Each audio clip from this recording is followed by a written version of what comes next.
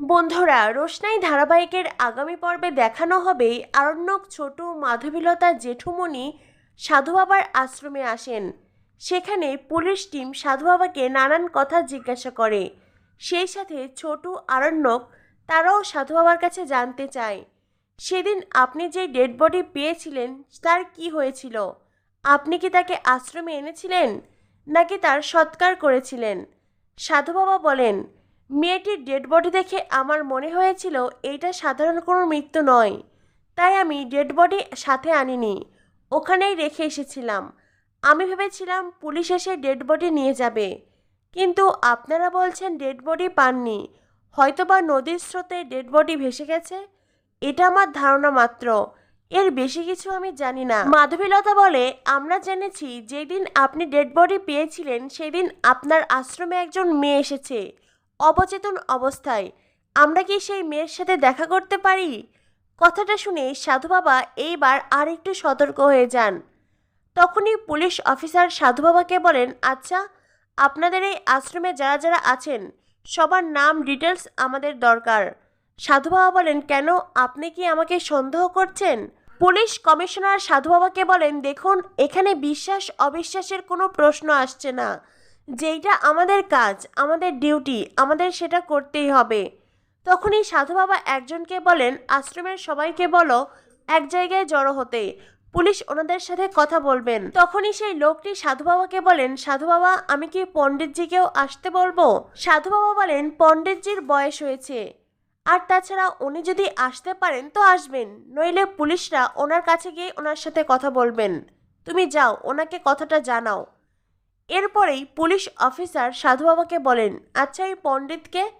সাধু বাবা বলেন, উনি আমার কাছের বন্ধু। আমরা যখন সংসার ধর্ম ত্যাগ করি তখন সবাই মিলে সবাই সবাইকে সাহায্য সহযোগিতা করে এই আশ্রম গড়ে তুলেছি সমাজের কল্যাণের জন্য। পুলিশ অফিসার সাধু বাবাকে বলেন, আচ্ছা, আপনি কেন পরিবার ছেড়েছিলেন? আপনার পরিবারে কে কে আছে?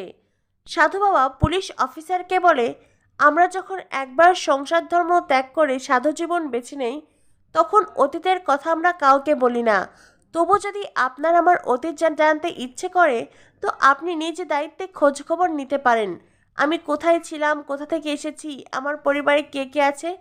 পুলিশ অফিসার বলেন, আচ্ছা, ঠিক আছে ঠিক আছে, এতটুকু তো বলবেন আপনি কি কাজ করতেন? সাধু বাবা তখন পুলিশ অফিসারকে বলেন, দেখুন, আপনারা এখানে যে কাজ করতে এসেছেন সেইটা করুন। আমার মনে হচ্ছে আপনারা এত বেশি কিছু জানতে চাইছেন যেগুলোর এই কেসের সাথে কোনো সম্পর্ক নেই। মাধবীলতা বলে, সাধু বাবা যখন কোনো কথাই ঠিক করে বলতে চাইছেন না তো আমরা সবাই না হয় আশ্রমে যাই, আমরা নিজেরাই সবার সাথে কথা বলি। এরপরেই সাধু বাবা সবাইকে আশ্রমের ভেতরে নিয়ে আসে। অন্যদিকে রোশনাইয়ের কাছে আশ্রমের একজন শিষ্য আসে। মেয়েটি এসে রোশনাইকে বলে, নয়নতারা, সাধু বাবা বলেছেন তোমার ব্যাপারে কাউকে কিছু না বলতে, কিন্তু এখন তোমাকে বাইরে যেতে হবে, পুলিশ তোমার সাথেও কথা বলবে, তুমি চুপচাপ দাঁড়িয়ে থাকবে, তবে হ্যাঁ, মাথায় ঘোমটা টেনে নিও। আচ্ছা, সাধু বাবা কেন এই কথা বললেন? কেন বললেন তোমার ব্যাপারে কাউকে কিছু না জানাতে? রোশনাই বলে, সেটা তো সাধু বাবাই ভালো বলতে পারবেন। মেয়েটি তখন সাধু বাবাকে বলে, ঠিক আছে, তুমি মাথায় ভালো করে ঘোমটা দিয়ে নিও, দেখো কোনোভাবে ঘোমটা সরে না যায়। এরপরেই মেয়েটি রোশনাইকে ঘোমটা পরিয়ে আরণ্যকদের সামনে আনে।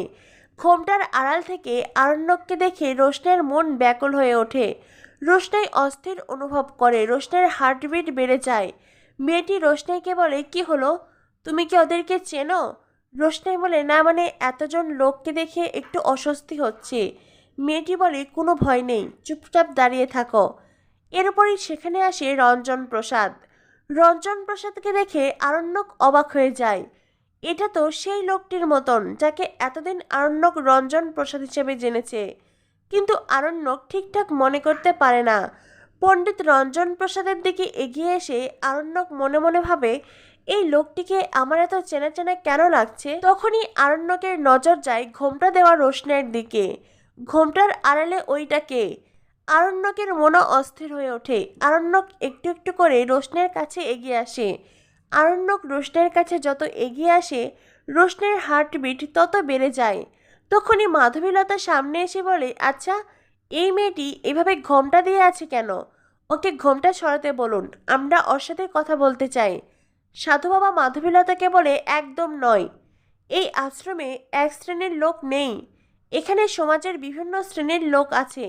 তারা কেউ যদি নিজেদের মাথায় ঘোমটা দিয়ে রাখতে চায় তো আপনারা এইভাবে তাদের জোর জবরদস্তি ঘোমটা তুলতে পারেন না। আর তাছাড়া আপনাদের কারোরই অধিকার নেই আশ্রমের নিয়ম ভেঙে কারো মনে আঘাত দেওয়ার। আরণ্যক বলে, ওর নাম কি, ওকে নিজের নাম বলতে বলুন। সাধু বাবা বলেন, ওর নতুন নতুন বিয়ে হয়েছে, 10 দিনের আগে ও মাথা থেকে ঘোমটা সরাতেও পারবে না, আর কোনো কথা বলতেও পারবে না। 10 দিন পরে একটা নিয়মের মাধ্যমে ওর মাথার ঘোমটা সরাবে, আর তারপর থেকেই কথা বলবে। আর এটাই আমাদের আশ্রমের নিয়ম, আপনারা কিছুতেই এইভাবে আমাদের আশ্রমের নিয়ম ভাঙতে পারেন না। আরণ্যক বলে, ওর স্বামী কোথায়, ওর স্বামীকে আসতে বলুন। তখনই সাধু বাবা একজন লোককে রোশনের পাশে দাঁড় করিয়ে দেয়, বলে এটাই ওর স্বামী। ঘোমটা দেওয়া মেয়েটিকে রোশনাই মনে হলো। তার পাশে যখন তার স্বামীকে দাঁড় করিয়ে দেন সাধু বাবা, তখন আর আরণ্যকের কিছুই বলার থাকে না। অন্যদিকে ঘোমটার আড়ালে রোশনাই মনে মনে বলতে থাকে, স্যারজি, আপনি এটা কি করছেন? কেন এতটা অস্থির হয়ে উঠেছেন স্যারজি? ডক্টর আপনাকে বাড়ি থেকে বের হতে নিষেধ করেছেন স্যারজি, আপনাকে রেস্টে থাকতে বলেছেন, আর আপনি আমাকে এদিক ওদিক খুঁজে বেড়াচ্ছেন। অবশ্য কিছুদিন এমনটাই হবে, এরপর সবটা ঠিক হয়ে যাবে।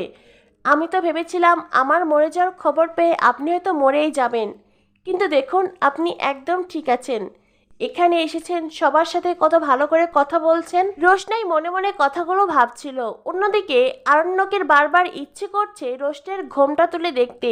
আরণ্যক মনে মনে বলে, আমার এমনটা কেন মনে হচ্ছে, কেন মনে হচ্ছে ঘোমটার আড়ালেই রোশনাই আছে? আচ্ছা, এই মেয়েটা ঘোমটা দিয়ে আছে সেজন্যই কি আমার এমনটা মনে হচ্ছে? আমি কি করে আর ঘোমটা সরাতে পারি, ও তো অন্য কারোর স্ত্রী। এইভাবে আরণ্যক নিজের হাতে সরিয়ে নেয়। অন্যদিকে রোশনাই মনে মনে বলতে থাকে, স্যারজি, আমি আর কখনোই আপনার সামনে আসব না। সারা জীবনের জন্য আমরা আলাদা হয়ে গেছি। আপনি গরিমা দিদিকে নিয়ে ভালো থাকুন। অন্যদিকে আরণ্যক এক পা দুপা করে পিছোতে থাকে আর মনে মনে ভাবতে থাকে, রোশনাই, তুমি কবে আমার সামনে আসবে? কবে আমার সামনে এসে বলবে, স্যারজি, আমি ফিরে এসেছি। সবাই বলছে তুমি মরে গেছো, কেউ কেউ তো তোমার ডেড বডিও দেখেছে, কিন্তু আমি বিশ্বাস করতে পারছি না রোশনাই। আমার বারবার মনে হচ্ছে তুমি ফিরে আসবে, তুমি আবারও আমার সামনে এসে দাঁড়াবে, কিন্তু কবে রোশনাই? আমি কতদিন তোমার স্মৃতি নিয়ে বেঁচে থাকবো? তখন এই পুলিশ কমিশনার সাধু বাবাকে বলেন, ঠিক আছে, আমাদের যা জানার আমরা জেনে গেছি, এবার আমরা আসছি। আমাদের সাহায্য সহযোগিতা করার জন্য আপনাদের অসংখ্য ধন্যবাদ। পুলিশ কমিশনার সবাইকে নিয়ে ওখান থেকে যেতেই চায়। তখন আরণ্যক রঞ্জন প্রসাদকে দেখে আরও একবার থেমে যায়। আরণ্যকের বারবার মনে হতে থাকে, ইনাকে আমি কোথাও দেখেছি। আরণ্যক প্রশ্নটা করেই ফেলে। আরণ্যক রঞ্জন প্রসাদকে বলে, আচ্ছা, আপনার সাথে কি এর আগে আমার কোথাও দেখা হয়েছিল?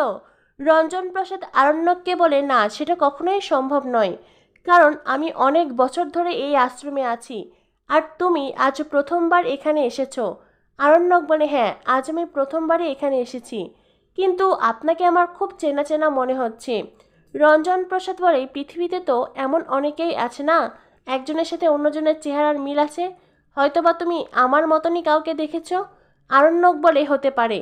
তো বন্ধুরা, কি হতে চলেছে রোশনাই ধারাবাহিকে? রোশনাই ধারাবাহিকের সকল অ্যাডভান্স আপডেট পেতে আমাদের সাথেই থেকো। ধন্যবাদ সবাইকে।